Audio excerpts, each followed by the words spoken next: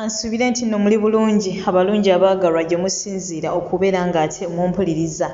Mujje baleko gyonna gye mutuusaako engalo. Mbasasirako mmwe abayita mu bizibu eby'enjawulo, mbasanyukirako mmwe abatuuse ku buwanguzi. Mmwe abakuliza amazaalibwa olunaku olwaleero mbagaliza amazaalibwa amalungi ag'essanyu, so ng'ate mmwe abafiiriddwako abantu bammwe nsaba emyoyo gy'abagenzi.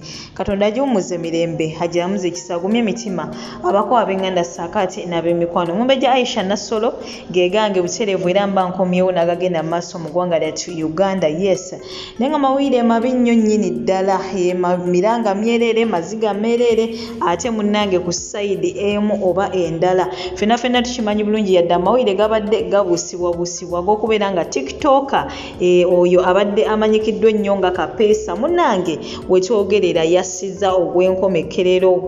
Mungu yamujjuludde era wetwogerera munnange zembuyaga ezikaza engoye. Ono nno we yafiiridde yabadde ku bunene we bayita bu speed boat ng'ali ku mazzi, kwagamba bambi ng'anyumirwa obulamu nga naye w'omulaba omukwano gwange naye munnange bw'atyo Katonda we yali yamutegekera nti naye kwolwo olunaku era mwe kyekiseera kyennyini bw'alina okubeera ng'afeera bw'atyo. Ejjengo lyakubye akaato ne kebbika mu nnyanja bw'atyo munaye n'akola ki? N'abeera ng'ate afiirawo. Bagezezaako okubeera nga bamuddusa mu ddwaliro naye teyasobodde kulama. Tusaba omwoyo gwe Katonda agumuze mirembe, agulamuze ekisa, agumye emitima abako ab'enganda saakaate n'ab'emikwano. So ng'ate ne bannayuganda ekata ku sayidi endala nabo still bali mu kukungubaga bambi olw'okufiirwako era still munnayuganda.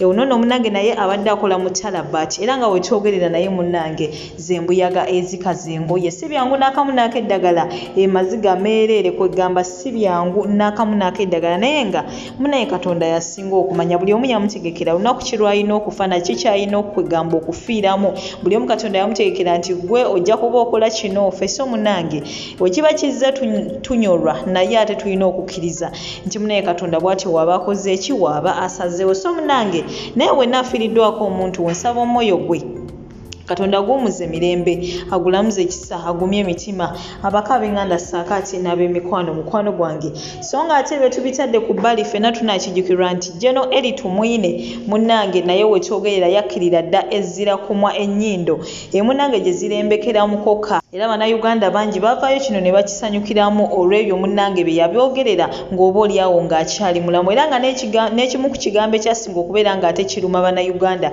okubeera nga aba people power ekisaawe ekyatuuka nga babatta nnyo, ye n'avaayo n'agamba nti munnange police has a right to kill. Bw'atyo no munnange we yafudde bangi bakoze obutambi obw'enjawulo nga bazina, abandi nga bayimba, kwegamba nga buli omu alaga essanyu ery'ekika ekyawaggulu, kwegamba ekintu ekyewunyisizza abantu abamu okubeera ng'ate balaba bali ate basanyukira mu kufa kw'omulala. So nga munnange babadde n'ensonga zaabwe, wabula wetwogerera bambi muwala w'omugenzi bw'atyo yavuddeyo nga bali mu kukungubaga oba nga bali mu kusiibula omwoyo gw'omugenzi bw'atyo bambi ne yeetonda ku lwa taata we. Bw'atyo yategeezezza bannayuganda nga akatambi wengenda okubeera ng'ate nkakulekerako mu maaso kaawo. Yategeeza bannayuganda nti bw'atyo kitaawe nga tannafa munnange yamutegeeza agende yeetondere bannayuganda ku lulwe. So mbadde nsaba buli omu mutima gwo bambi funamu ekifo woba omukulu oyo oba omugenzi ng'omuyinako obusungu bambi musonyiwe, kubanga kye tulina osooka okukkiriza nti ye yagenze yafudde tagenda kudda. Ekituufu kiri nti yafudde kati mugenzi. Kati gwoba omunyiigira oba okola otya, ekikulu kiri nti yakoze ki, yafudde. Naye nga lwaki oba onyiigira omuntu eyafudde like seriously? So bannange buli omu funa ekifo mu mutima gwo osobola okubeera ng'osonyiwa omukulu n'omugenzi eri tumwine. Yes, yasobya bangi, yanyiiza bangi, naye mbadde nsaba bambi womala okuwuliriza katambi ka muwala wono bambi ng'ayogera nga yeetonda ku lwa taata we, ngenda kusaba bambi funa ekifo mutima gwo omusonyiwo, kubanga naawe munnange toli perfect. Bingi by'okoze gwoza buli omu wanakwetika olw'ezo ensobi z'omukola, onaabeerawo otya mu nsi eno mukwano gwange. So bambi tumusonyiwe kubanga ekituufu kiri nti muwala we yeetonze. So ng'ate ebyo mitadde ku bbali still obutambi bwengenda okubeera ng'ate nkulekerako bwe bwa Don Asiya munnange nga yeetwalaganya ne full figure saakaate ne Feibe. Kwagamba bano abasatu nabo batutabudde oba kiki mukwano gwange be basinga okubeera ng'ate bamanya ensonga zaabwe. ngenda kuba nkulekerako obutambi buno ogende maaso n'okubeera ng'ate obwekkanya comment yo giteekeko wansi awo mu comment section subscribe nga woba tonnaba teekako akadde mukwano gwange like nga video eno naye ng'ekisinga obukulu toseetuka nkomawo n'amawulire amalala mangi nnyo nnyini ddala goodbye for now. Gwe mulaba mu kkooti emmyufu oyo mutabani waffe mutabani wange mutabani wa mwannyinazo ono mutabani wa mwannyinazo ono bambi Allah yamutidde Saudi Arabia yamujjuludde yabadde mu lyato nga bali mu kwevugamukko eryato liritomeregana n'eddala ekyamazima bambi bagenza okumutuusa mu ddwaliro ng'afunye obuzibu mu kifuba n'ataddangu naye mutusabire wamusaasire ya Rabbi oyo mwana waffe ono Moze ali Saudi Musa ali Saudi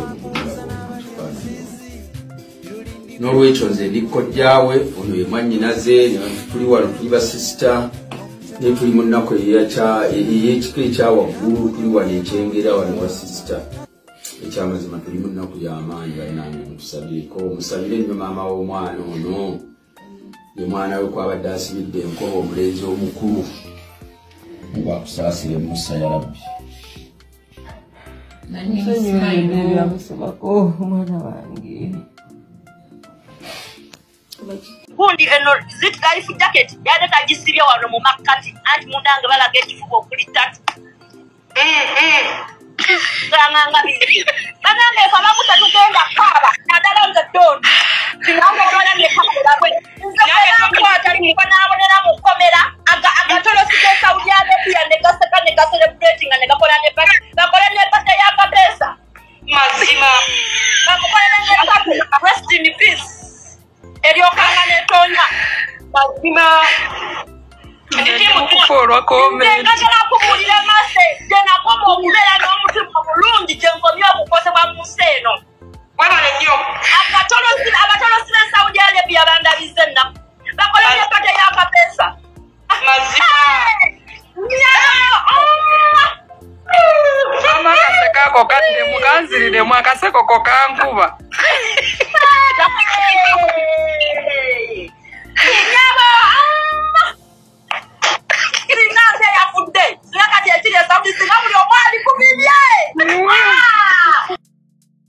Right before I talk about Mommy, there's something I wanted to talk about. This was when we were in the hospital in Nairobi, when we were praying for him. One of the things that we were convicted about was to seek forgiveness on his behalf. So to ask God to forgive him of everything and that he did knowingly or unknowingly that was wrong, and just seek forgiveness so that he is on a clean slate. And I also wanted not to only do it with God, but with everyone here. In case that he wronged you in a way,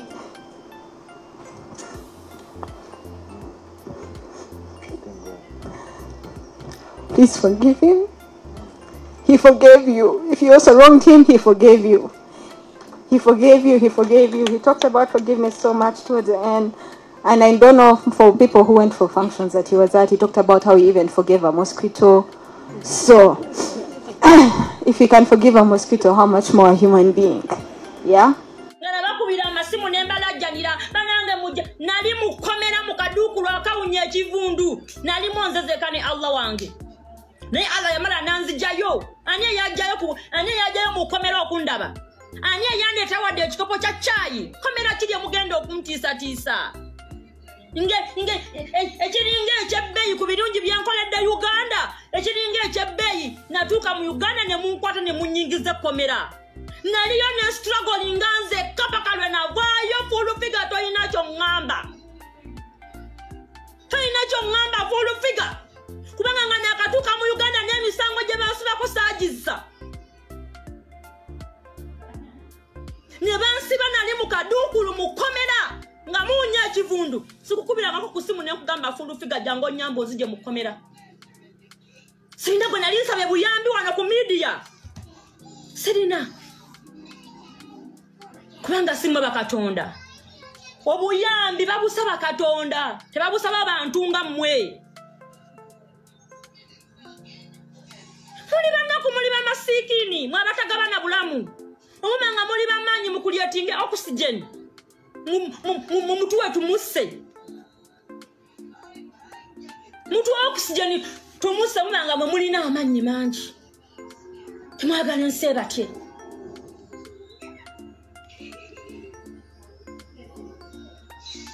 zegwa muliko naguma dda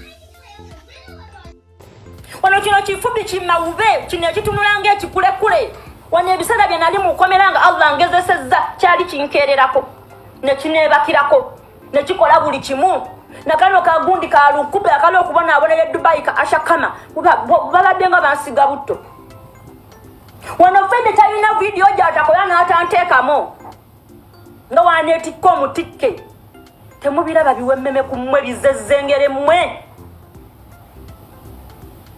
sibatya wallahi kino nkyogera ndayira Allah yantonda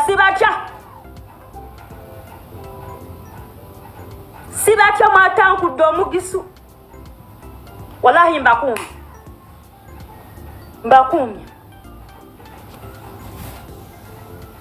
mbakumye munone eriiso nawidde mugenda kunona eriiso muzeeko omukono muzeeko ekigere kyaka toyina kyongamba bulufiga kubanga nga nakatuuka mu Uganda n'emisango gye bansibako saagizza ne bansiba nali mu kaduukulu mu kkomera nga muunya ekivundu sikukubirangako ku simu nekugamba fulufiga jangu onyamba ozije mu kkomera sirina gwe nali nsabye buyambi wano ku Uganda enamba zammwe ez'amasimu nzirina mumpeyoko ba TikTok aba basatu benaweereza message ne mbagamba nti bakutte ndi mu kkomera mujje mu nnyambe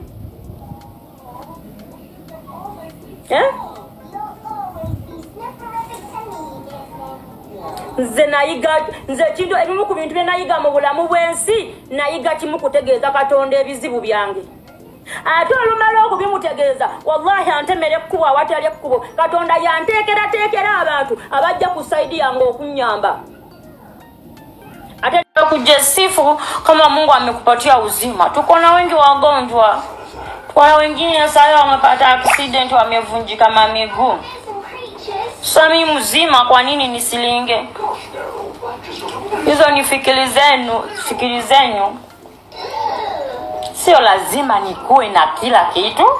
Hadi ndio nijisifu ama ndio nilinge. Hapana.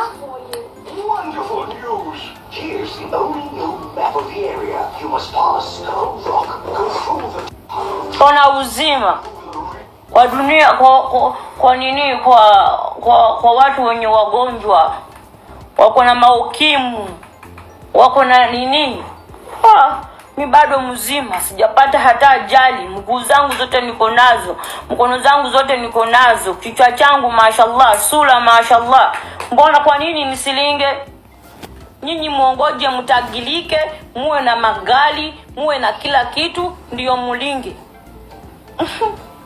na alafu unaweza